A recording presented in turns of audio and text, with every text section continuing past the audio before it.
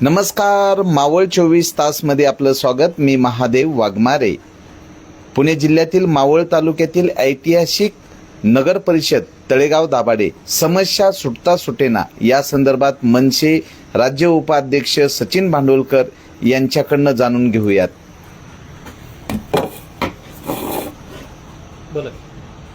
नमस्कार, माझं नाव सचिन भांडवलकर, राज्य उपाध्यक्ष रस्ते साधन सुविधा व आस्थापना. काय समस्या आहेत सुटता सुटेना यासाठी तुम्ही मोठ्या प्रमाणात पाठपुरावा केलेला आहे? तळेगावातल्या मागील 2 वर्षापासून आम्ही जास्त समस्या शिवसाहेबांना सांगत होतो. सरनाईक साहेब आता 1 वर्ष झाले आलेले आहेत.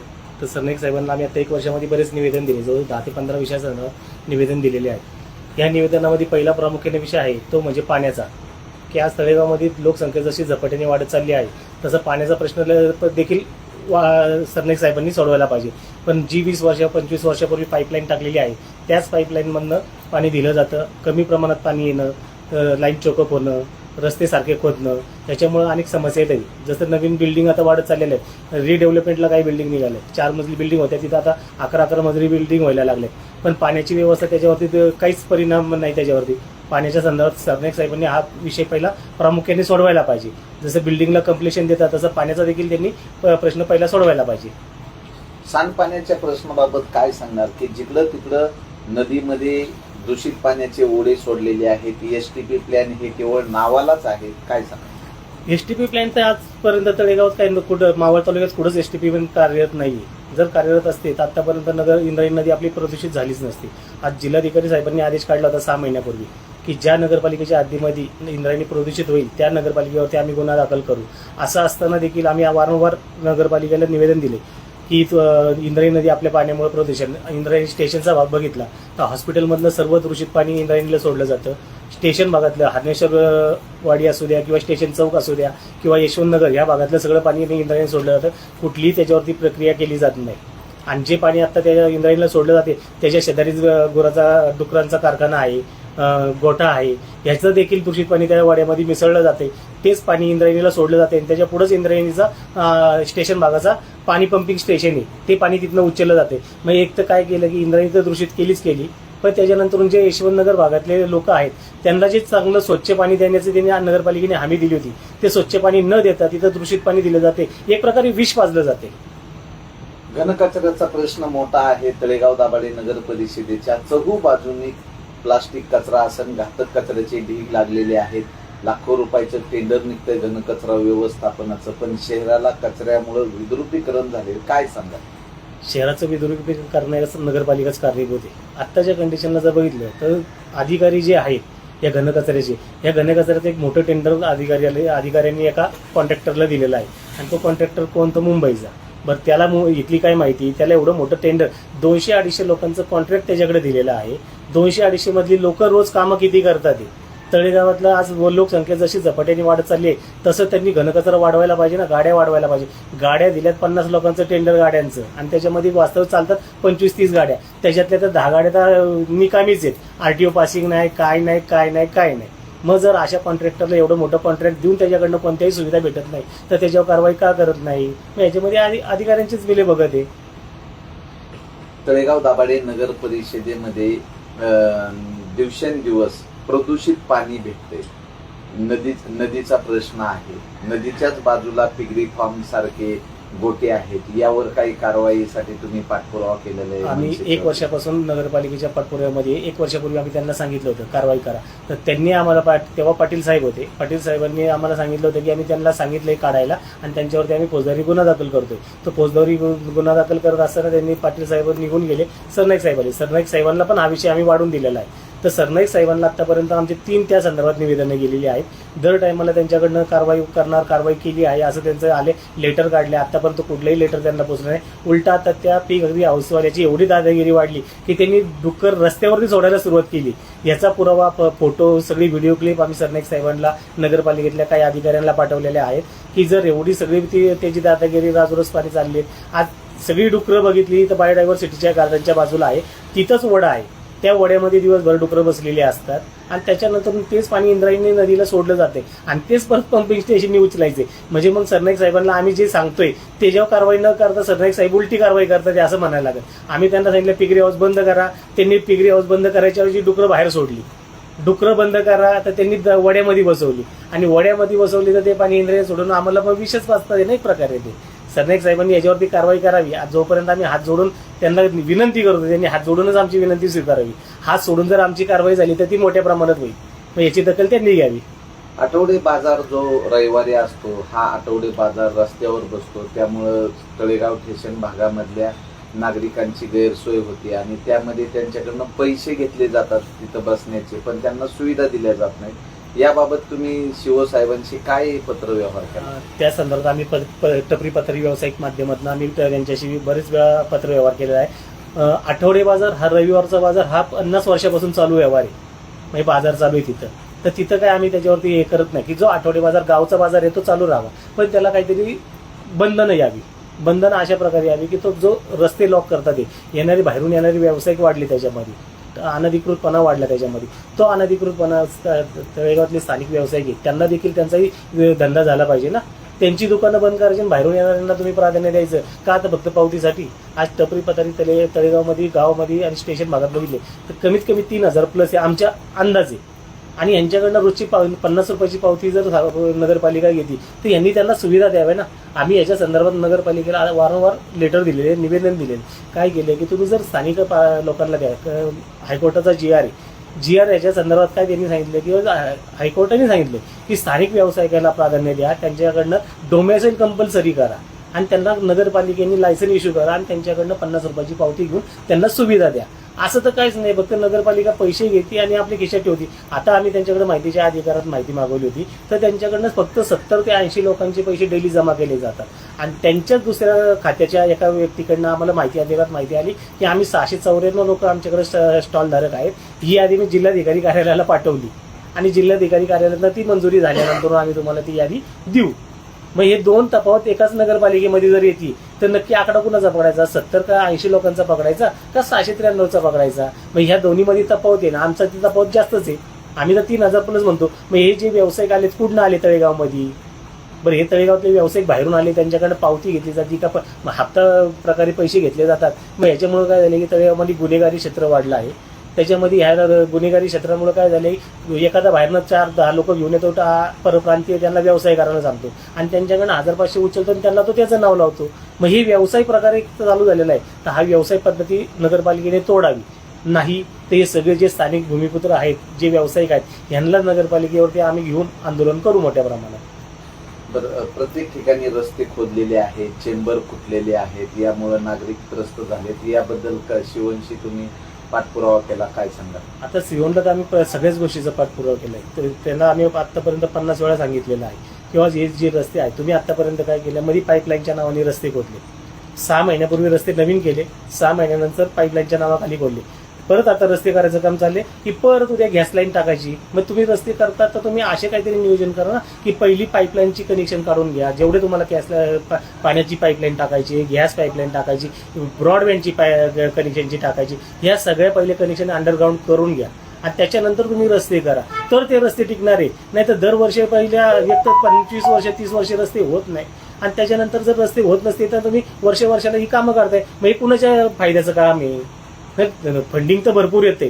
जर फंडिंग येते, सगळं येते, तर मग हे रस्त्याचे पैसे जातात कुणाच्या? बरं, ते काय करतात, ते आतापर्यंत अनधिकृतपणे एवढा आहे की रस्त्याचं काम सांगितलं एका साईडला, केलं एका साईडला. आम्ही माहिती अधिकारात माहिती मागूया असे काही विषय आहेत की बिलं जिथं काम झालं नाही तिथली बिलं निघालेली आणि ती बिलं जर नगरपालिका पेड करते ते कुणाच्या सांगण्यावरनं करते. अशा अनधिकृतपणे आम्ही तुम्हाला पेपर घेऊन परत काही गोष्टी सांगू, पुराव्या सकट बसू आम्ही.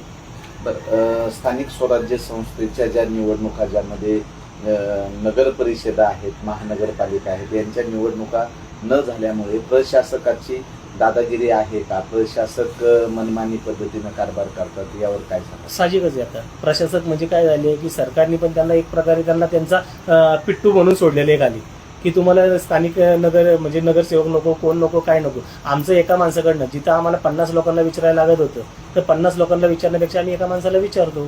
एक माणूस आमचं सगळं काम करतोय. बरं ते 50 लोकांना काहीतरी फंडिंग द्यायचं, हे करायचं, ते करायचं, ते नको असून आम्ही एका माणसाला समजतो, तो त्याचंही काम भागवतो आणि प्रशासनाचं पण काम भागवतोय. त्यामुळे त्यांना ते सोयीस्कर पडते. आता तर सामाजिक कार्यकर्ते काय तुमच्या कोणत्या कोणत्या मागणी आहेत, काय मागण्या मी नॉर्मली साधारणपणे कळवत असतो, न्यूजपेपर्समधून कळवत असतो, कारण मी न्यूजपेपरवर लिखाण करतो.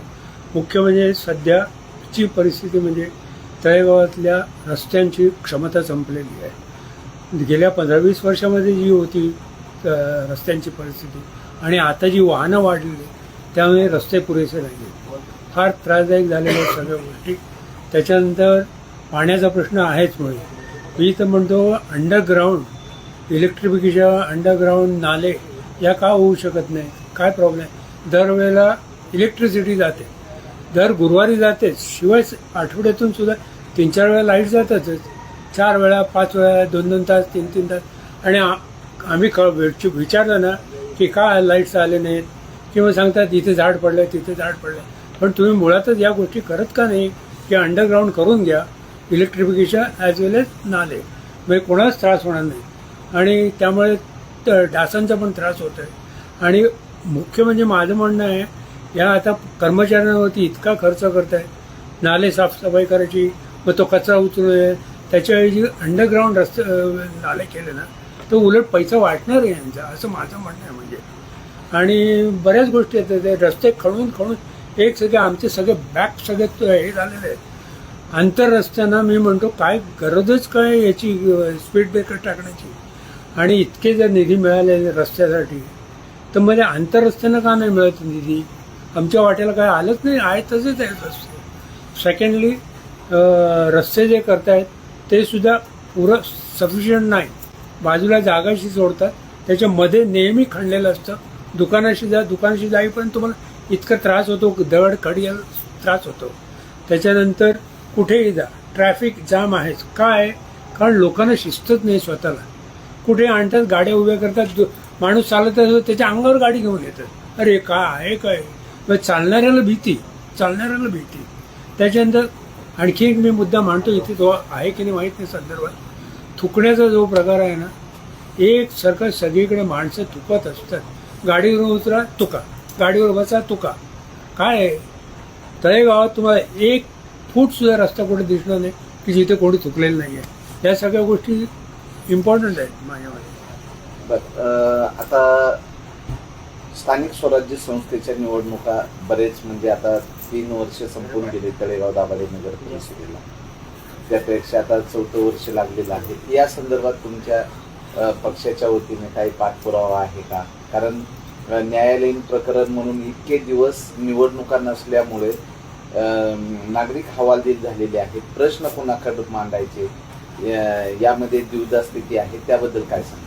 आता कसं होतं की जर स्थानिक संस्थेच्या मार्फत बऱ्याच काही गोष्टी चाललेल्या आहेत आणि आतापर्यंत पक्षाच्या वतीने बऱ्याच काही गोष्टी अशा चाललेल्या आहेत, ते वरच्या लेवलचं आहे. बरं, हे आता आपण जरी म्हणलं तर त्याच्यामध्ये काही विषय असे राहत नाही.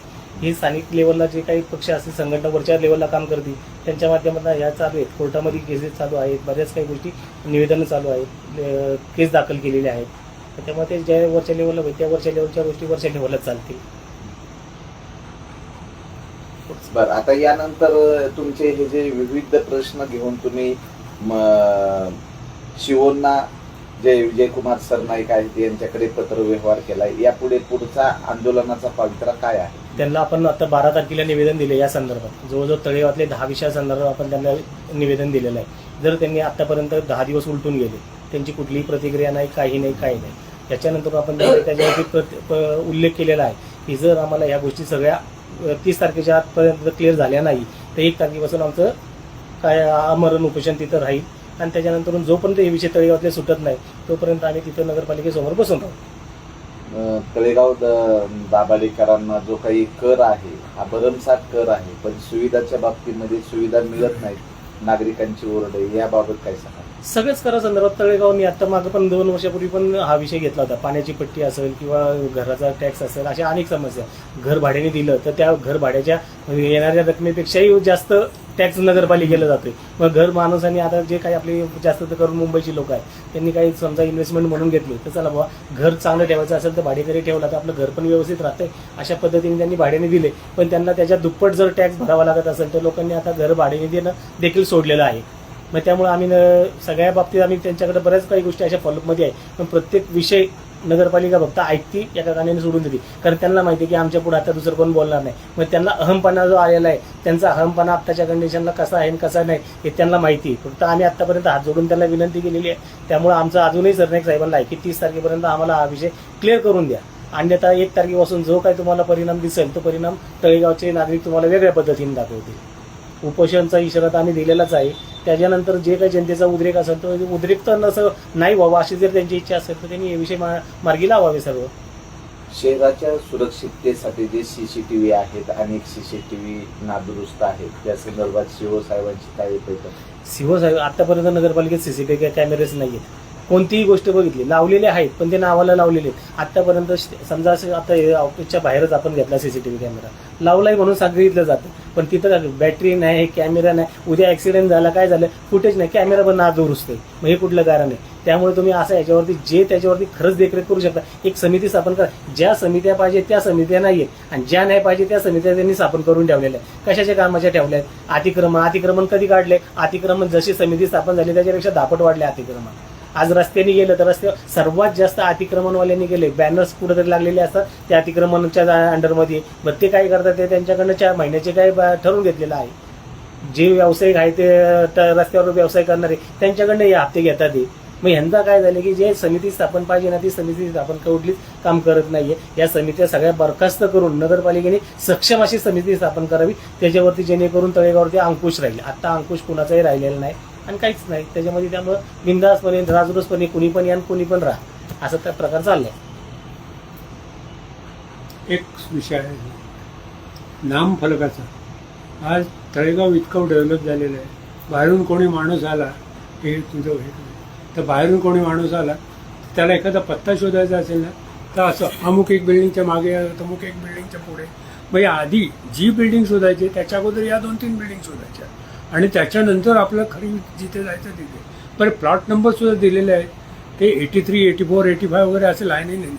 आज 1 नंबरच्या पुढे 100 नंबरचा प्लॉट पण असतो. म्हणजे प्लॉट वाईज जर शोधायचं म्हटलं तरी सुद्धा डिफिकल्ट आहे. तळेगावमध्ये एकदा माणूस पोहोचला की 1 तासभर लागतो त्याला ॲक्च्युअल आपल्या पत्त्यावरती पोहोचायला. तर या सगळ्या गोष्टीचं नामफलक लावलं आहे तर इम्पॉर्टंट चांगली गोष्ट आहे ती. सहजगत्या लोकांना पत्ता सापडेल हा विषय इम्पॉर्टंट आहे.